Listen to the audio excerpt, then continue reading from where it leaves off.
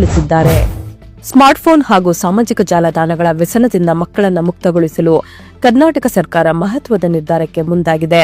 2026-27ನೇ ಸಾಲಿನ ರಾಜ್ಯ ಬಜೆಟ್ ಮಂಡಿಸಿದ ಮುಖ್ಯಮಂತ್ರಿ ಸಿದ್ದರಾಮಯ್ಯ ಅವರು 16 ವರ್ಷದೊಳಗಿನ ಮಕ್ಕಳಿಗೆ ಸಾಮಾಜಿಕ ಜಾಲತಾಣ ಬಳಕೆಯನ್ನು ನಿಷೇಧಿಸುವ ಕುರಿತು ಪ್ರಸ್ತಾಪ ಮಾಡಿದ್ದಾರೆ.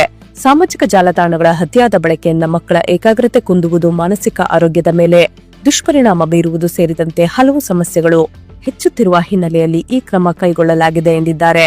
ಅಪ್ರಾಪ್ತ ಮಕ್ಕಳು ಆನ್ಲೈನ್ ಕಿರುಕುಳ, ಅಶ್ಲೀಲ ವಿಷಯಗಳು ಮತ್ತು ಸೈಬರ್ ವಂಚನೆಗಳಿಗೆ ಬಲಿಯಾಗುವುದನ್ನು ತಡೆಯುವುದು ಇದರ ಪ್ರಮುಖ ಉದ್ದೇಶವಾಗಿದೆ.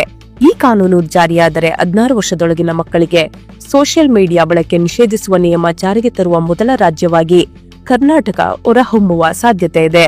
ಈ ಕ್ರಮದಡಿ ಫೇಸ್ಬುಕ್, ಇನ್ಸ್ಟಾಗ್ರಾಂ, ಟ್ವಿಟರ್ ಸೇರಿದಂತೆ ಸಾಮಾಜಿಕ ಜಾಲತಾಣಗಳಲ್ಲಿ ಖಾತೆ ತೆರೆಯುವಾಗ ವಯಸ್ಸಿನ ದೃಢೀಕರಣ ಕಡ್ಡಾಯವಾಗುವ ಸಾಧ್ಯತೆ ಇದೆ. 16 ವರ್ಷದೊಳಗಿನ ಮಕ್ಕಳಿಗೆ ಖಾತೆ ತೆರೆಯಲು ಅವಕಾಶ ನೀಡುವ ಕಂಪನಿಗಳ ಮೇಲೆ ದಂಡ ವಿಧಿಸುವ ಬಗ್ಗೆ ಕೂಡ ಸರ್ಕಾರ ಚಿಂತನೆ ನಡೆಸಿದೆ. ಜೊತೆಗೆ ಮಕ್ಕಳ ಡಿಜಿಟಲ್ ಬಳಕೆಯ ಬಗ್ಗೆ ಪೋಷಕರಿಗೆ ಮಾರ್ಗಸೂಚಿ ನೀಡುವ ಸಾಧ್ಯತೆಯೂ ಇದೆ. ಈ ನಿರ್ಧಾರವನ್ನ ಮನಃಶಾಸ್ತ್ರಜ್ಞರು ಮತ್ತು ಶಿಕ್ಷಣ ತಜ್ಞರು ಸ್ವಾಗತಿಸಿದ್ದು, ಮಕ್ಕಳಲ್ಲಿ ಡಿಜಿಟಲ್ ವ್ಯಸನ ಕಡಿಮೆಯಾಗಲು ಹಾಗೂ ಸೃಜನಾತ್ಮಕ ಚಟುವಟಿಕೆಗಳತ್ತ ಗಮನ ಹರಿಸಲು ಇದು ಸಹಾಯಕವಾಗಲಿದೆ ಎಂದು ಅಭಿಪ್ರಾಯಪಟ್ಟಿದ್ದಾರೆ.